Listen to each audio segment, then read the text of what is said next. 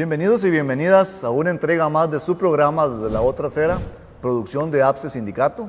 Les saluda Denis Solís, secretario general de la APSE. El día de hoy estaremos poniendo sobre la mesa y sacando a la luz cuáles son las artimañas electorales que utilizan algunos partidos políticos durante estos procesos para poder financiarse y desarrollar sus campañas. Está muy interesante el programa de hoy para descubrir y desarrollar este tema.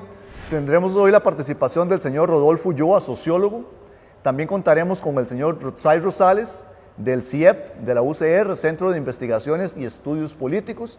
Y también contaremos con la presencia de Carolina Carazo, del SICOM de la UCR, Centro de Investigaciones en Comunicación. Y es que este tema se las trae porque muy pocas veces se habla realmente de lo que está sucediendo en los procesos electorales. Y por supuesto, darle la bienvenida a nuestra compañera Sofía Guillén, que nos acompaña como todas las semanas. Sofía, suena muy interesante el programa de hoy. Buenas noches, Denis, y a quienes nos ven desde sus casas. Efectivamente, ya empiezan a calentar los ánimos electorales, así que hay que ir poniendo sobre la mesa algunos elementos de discusión. Vamos a concentrarnos en esas mañillas que usan algunos partidos políticos para financiarse y también en algunos trucos comunicativos, el papel de las redes sociales y de las grandes televisoras. Escuchemos la editorial que la APSE ha preparado para ustedes y desarrollamos el tema.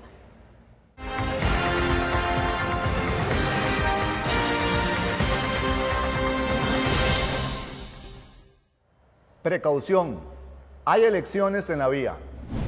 Más adelante se encontrará promesas vacías, un hueco fiscal a la derecha, a la izquierda una valla publicitaria pagada por su bolsillo. Está claro que las elecciones del 2022 son una de las más importantes de la historia. Sin embargo, nunca había sido más claro que no hay rumbo. Estamos a la deriva, en una crisis aprovechada por quienes más tienen para hundir más al país.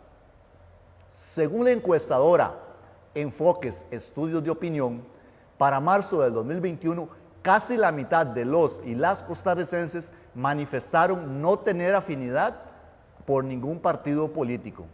Y un 30% dijo que no votaría por ninguno de los precandidatos postulados hasta la fecha.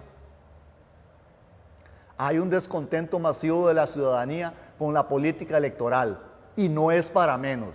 Estamos en una crisis sanitaria, social y económica, con una situación física penosa y una población harta de la falta de oportunidades. A pesar de este panorama, hay algunos que siempre enganan con las elecciones, sin importar quién quede en casa presidencial. Los medios de comunicación tradicionales y algunos bancos privados son de los grandes ganadores del proceso electoral.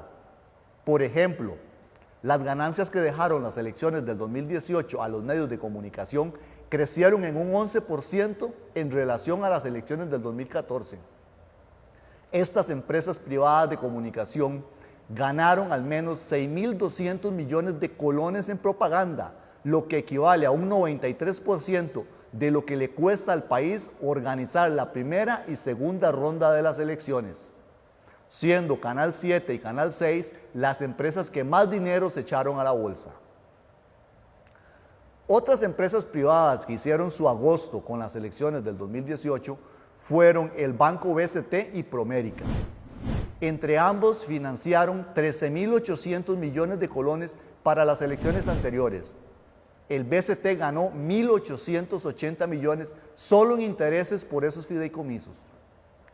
Las elecciones son un jugoso negocio para los bancos, medios de comunicación y para los mismos políticos. Pero entonces, ¿son las elecciones un buen negocio para el pueblo?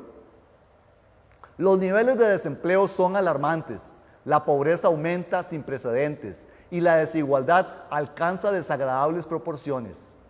Tenemos 40 años de esperar que la clase política nos saque adelante con políticas neoliberales fallidas. Como Magisterio Nacional debemos ser responsables con nuestro tiempo y demostrar que no olvidamos las acciones y políticas que han afectado nuestro trabajo y dañado a toda la educación pública. El Magisterio no olvida.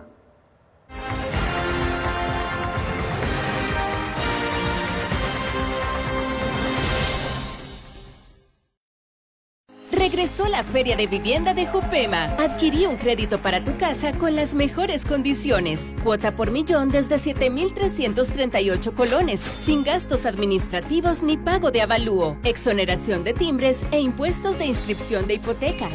Contactanos al 2284-6500 o escribinos al WhatsApp 8526-9729. Aplican condiciones. Promoción válida hasta el 31 de mayo de 2021.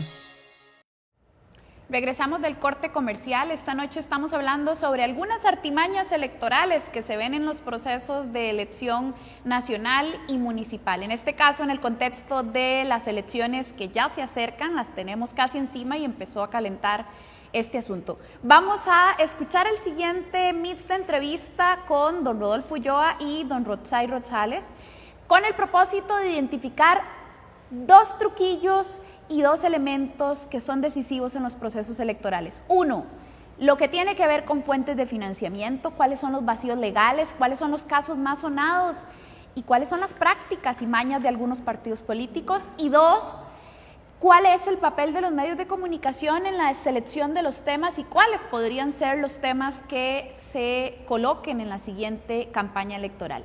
Escuchemos algunos de estos elementos para esta noche.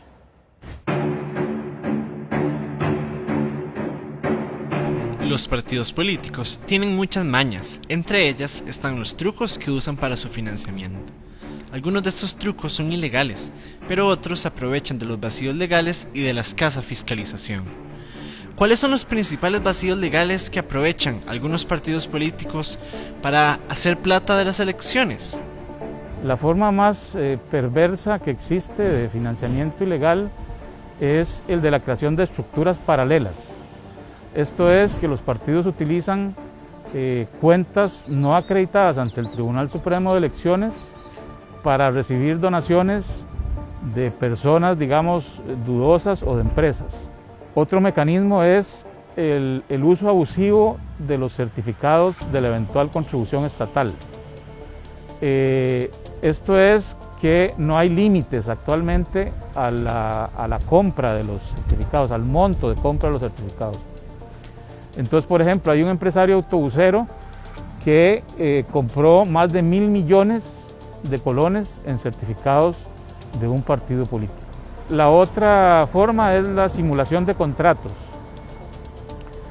Los certificados de abono generalmente se dan contra un contrato, pero se han dado casos, digamos, de contratos que son simulados.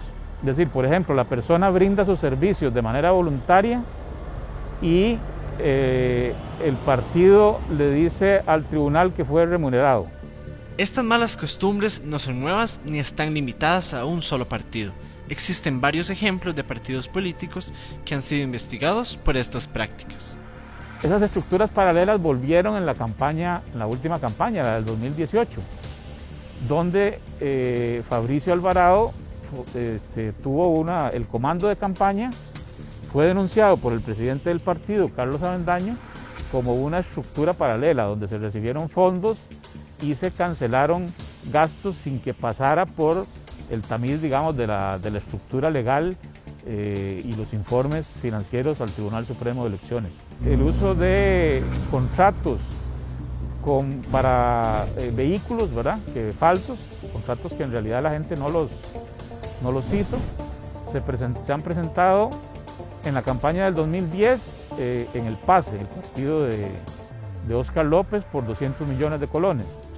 Y en el Partido de Liberación Nacional, en las municipales de 2010, por 200 millones de colones y por 400 millones de colones en la campaña nacional de Laura Chinchilla.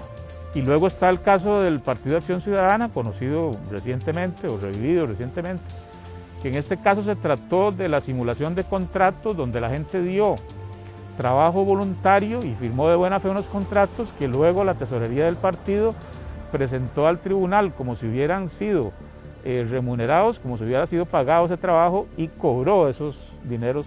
Las artimañas electorales van más allá del funcionamiento interno de los partidos. La definición de los temas a discutir proviene de una combinación de intereses entre los grandes medios de comunicación y los propios partidos, pues conducen a la ciudadanía hacia ciertos temas que les resultan beneficiosos. Lo cierto es que todos van a procurar lo que en comunicación se conoce, crear su propia agenda, ¿verdad? De importancia de acuerdo con sus intereses. La famosa agenda setting y el framing, ¿verdad? El encuadre de ciertos temas que les resulte familiares y afines, sobre todo afines a sus intereses. Sabiendo que así funcionan las cosas, ¿cuáles podrían ser los temas programáticos que al final determinen este proceso electoral? No debemos olvidar que en las campañas anteriores, no decisivas, en las dos últimas, por lo menos, elecciones nacionales, 2014 y 2018, lo coyuntural y específico del momento, de los meses en que se estaba desarrollando, ya los meses finales de la elección, diciembre, enero y febrero, ahí emergieron temas que finalmente nadie esperaba, no se preveían, que resultaron ser decisivos para el electorado. Las artimañas electorales son muchas. Durante este nuevo proceso nos corresponde estar alertas e informados.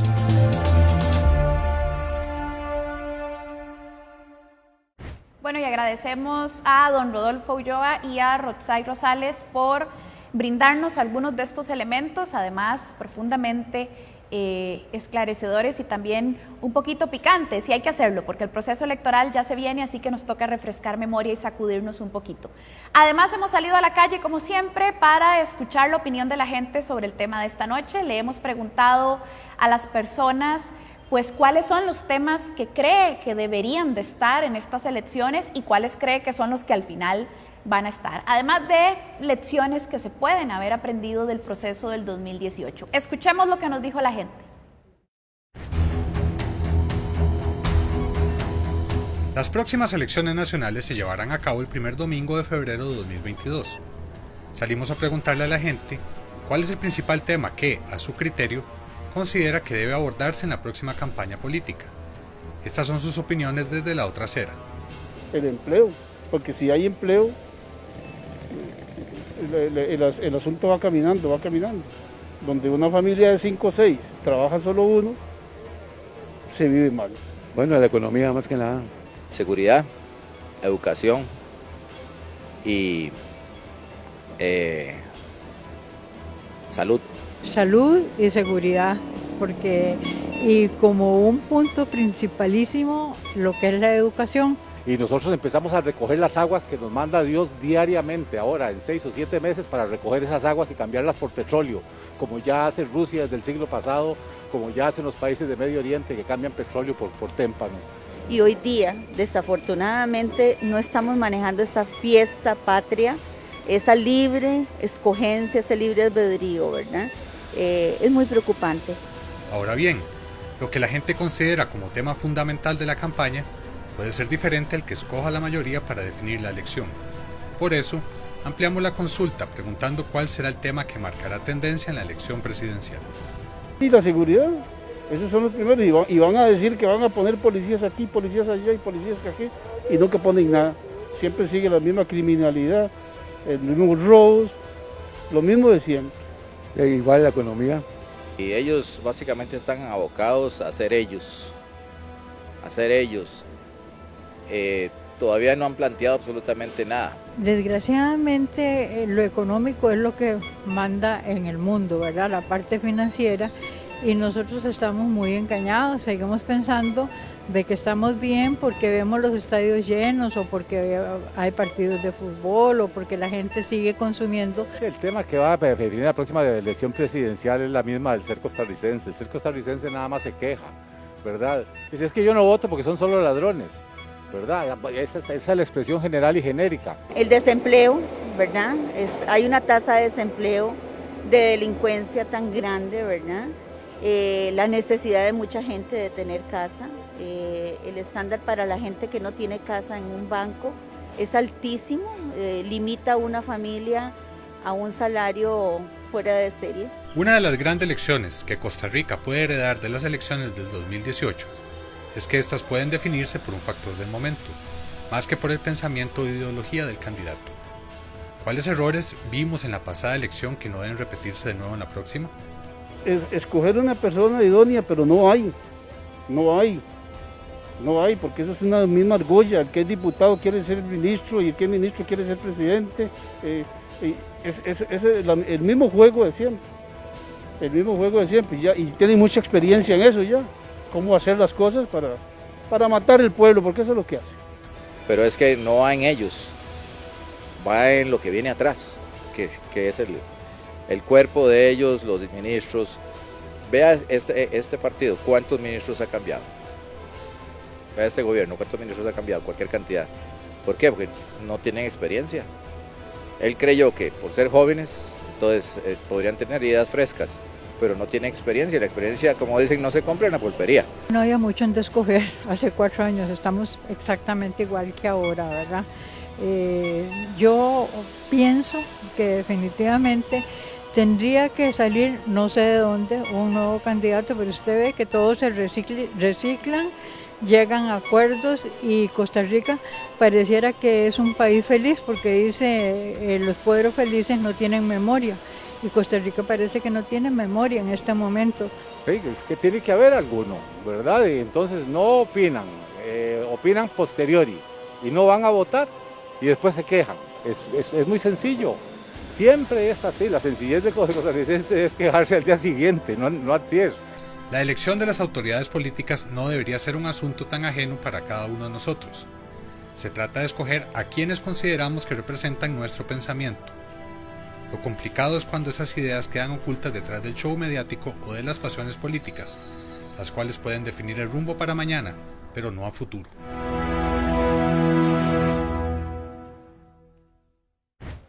Agradecemos a las personas que nos brindaron su opinión, porque pues recogen bastante del sentir en estos momentos.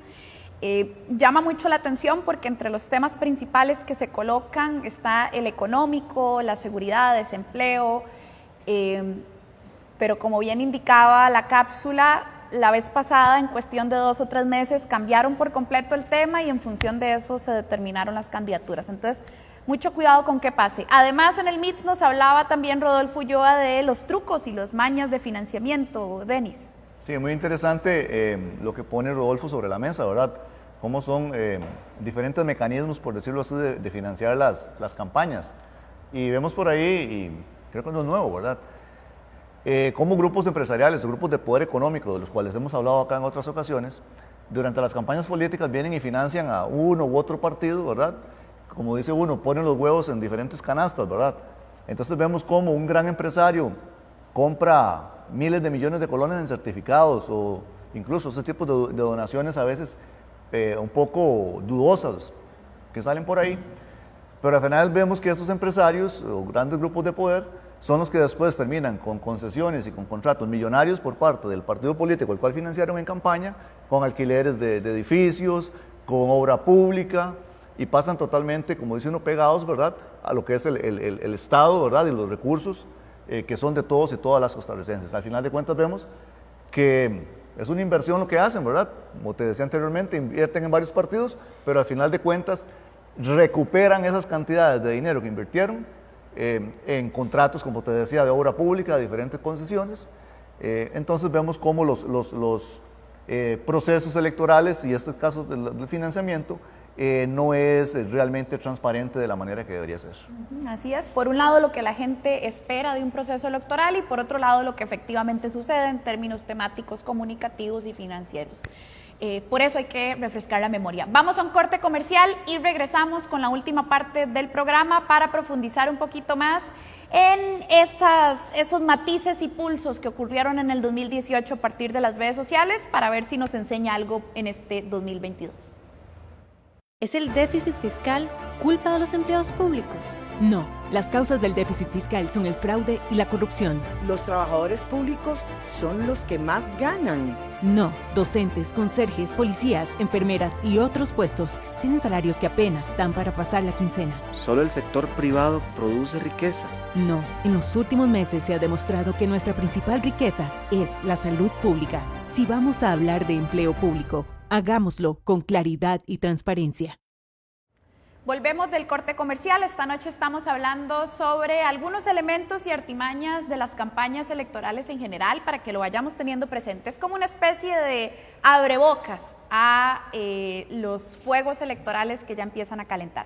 Y en esta última parte vamos a conversar con doña Carolina Carazo del Centro de Investigación en Comunicación SICOM de la Universidad de Costa Rica. A doña Carolina le hemos preguntado qué papel jugaron las redes sociales en el último proceso electoral y también ese abordaje sobre la temática que al final definió ese resultado electoral en los últimos meses. Y esto lo hemos propuesto con el fin de poder aprender un poquito sobre ese último proceso. A lo mejor hay algunas luces para estar advertidos sobre esta vez. Escuchemos lo que nos dijo doña Carolina. Bueno, el papel de las redes sociales ya en varias elecciones, pero en las del 2018, que fueron las últimas, fue muy importante. Desde la UCR, en un estudio que hicimos, entrevistamos a varios candidatos, 7 de los candidatos presidenciales, y todos coincidieron en que desde la partida, las redes sociales eran parte importante de su estrategia, tanto porque ahí están las personas, ¿verdad?, la ciudadanía de los votantes, como por un tema de recursos, ¿verdad? La inversión que tienen que hacer para llegar a las personas en redes sociales es mucho menor que hacerlo a través de la televisión. Entonces, bueno, ya desde la estrategia de los partidos eran importantes. Lo que vimos en mediciones de seguidores y de interacciones es que en efecto la ciudadanía estaba siguiendo los perfiles de los candidatos. Hicimos una comparación de los perfiles de 8 candidatos presidenciales y de 4 medios de comunicación y había más interacciones en los perfiles de los candidatos que en los perfiles de los medios de comunicación. Entonces las personas estaban siguiendo, o sea, sí hay interés por la política además, y las personas estaban siguiendo la campaña a través de los perfiles de los candidatos presidenciales. Interesantemente, en enero, ¿verdad?, lo comprobamos en redes sociales, lo que siempre se ha dicho, ¿verdad?, que la campaña calienta en enero, por lo menos para la primera vuelta, ¿verdad?, en ese momento no se sabe si va a haber segunda vuelta, algún movimiento, octubre, noviembre, diciembre, pero ciertamente enero es el mes a donde las personas ponen más atención, los candidatos invierten más recursos. Y bueno, y también el tema, las temáticas que están en redes sociales, creo que ahí hay lecciones que aprender, ¿verdad? Claramente no son debates de profundidad los que se pueden dar en redes sociales o los que ni siquiera hay un intento, digamos, de los candidatos en profundizar en ese sentido, planes de gobierno, algunas cositas, pero no mucho. Y el tema afectivo, el tema de los temas emocionales, y lo vimos claramente en la última campaña, ¿verdad? Son los que generan más interacciones, más participación, más, ¿verdad?, la gente compartiendo, comentando, poniendo me gusta en redes sociales a lo afectivo, a lo emocional, ¿verdad?, esos temas que llaman la atención desde ese punto de vista, y también a los temas personales de los candidatos. Un candidato compartiendo su historia de vida, ¿verdad?, sus momentos personales, fotografías del álbum familiar, todo eso es lo que llama la atención en redes sociales. Y lo otro también que fue interesante en esa medición que hicimos, ese estudio del 2018, es que vimos reflejado en redes sociales el comportamiento de seguidores en los perfiles de los candidatos y de interacciones en los posteos de los candidatos. Vimos reflejado lo que estábamos viendo en el mundo fuera de redes sociales, en el mundo, digamos, de lo no virtual, lo físico, que es aquella intención de voto, ¿verdad? Y finalmente los resultados de la votación del 4 de febrero. ¿Qué quiero decir con eso? Que conforme iban creciendo en seguidores y en interacciones los candidatos, en este caso, ¿verdad?, todos conocemos la historia, Fabricio Alvarado y Carlos Alvarado, lo vimos en redes sociales, así como lo vimos en las encuestas, y quedaron también en cantidad de participaciones y de seguidores en el mismo porcentaje que quedaron en el resultado de la votación. Entonces, esto no es algo que se da en todos los países, pero para Costa Rica en el 2014 y en el 2018, Facebook y lo que estaba pasando en Facebook fue un espejo de lo que estaba pasando en el mundo físico. Bueno, y agradecemos a doña Carolina por este recuento a partir de la investigación que hicieron desde la Universidad de Costa Rica sobre el último proceso electoral. Creo que siempre vale la pena mucho fundamentar los análisis con respecto a documentación seria que exista. Entonces, Denis, en resumen, en este programa de hoy tenemos varias alertas, varias emergencias, ¿verdad?, y advertencias que nos salen sobre el proceso electoral que se avecina. mañas en cómo se financian los partidos, grupos de poder que inciden, el papel de las televisoras y los medios de comunicación, el papel de las redes sociales, cuál tema al final se escoge. La gente va teniendo la percepción de que la economía es importante, pero puede ser que al final sea otro tema el que se mueva, ¿no? Sí, ha sido muy curioso, especialmente las dos últimas elecciones. Anteriormente, al 2014, era muy común que las empresas encuestadoras pegaban, como dice uno prácticamente, o vaticinaban, ¿verdad?, el resultado final de las elecciones. Pero vimos el fenómeno del 2014 y del 2018, donde antes de la veda electoral, prácticamente los partidos o candidatos que ganaron, que estuvieron a la recta final, no se veían en el panorama. Entonces aquí es interesante, ¿verdad? Y tener mucho cuidado que no nos metan esos goles exactamente con esos temas pasionales, porque al final de cuentas, con el cierre de la campaña, direccionan hacia dónde quieren llevar los grupos de poder, especialmente el electorado. Y algo muy característico y que es también de estos últimos tiempos, es el nivel de abstencionismo, ¿verdad?, que hay por parte del costarricense, que ha perdido la fe y la credibilidad en los partidos políticos. Y al final de cuentas, se ratifica un gobierno con un porcentaje muy bajo de voto por parte del costarricense, al punto de que hemos tenido que ir a una segunda ronda. Y creo que otro tema también importante que nos deja el día de hoy es que en momentos que estamos de austeridad, de crisis fiscal, como empresas, especialmente empresas de comunicación, como grandes televisoras, como las que vimos acá, al final de cuentas son las que se llevan la tajada más grande del pastel de lo que es el financiamiento y el dinero de la campaña política. Correcto, bueno, de hecho el semanario Universidad indicaba que Teletica y Repretel fueron los dos canales que más fondos utilizaron o les llegaron en la campaña del 2018. Entonces, falta democratizar esa franja electoral también, falta democratizar el acceso a las fuentes de financiamiento. Además, que no quede por fuera, ¿verdad?, la falta de fiscalización que hay de todos estos procesos, porque estamos quedando a la libre de la inversión, como decía anteriormente, que están haciendo grandes grupos de poder en los partidos políticos, y también el financiamiento que hay de dudosa procedencia en estas campañas. Así es. ¿Quién financia a los partidos políticos? Que el que pone la plata es el que hace que baile el asunto. Así que bueno, varios elementos y varias advertencias que nos deja el programa de hoy. Muchas gracias por habernos acompañado, Denis. Llegamos al final. Fue una apertura. Vamos a seguir profundizando en estos temas a lo largo de los siguientes meses. Agradecerles a todos los que nos siguen. Hasta luego. Hasta luego.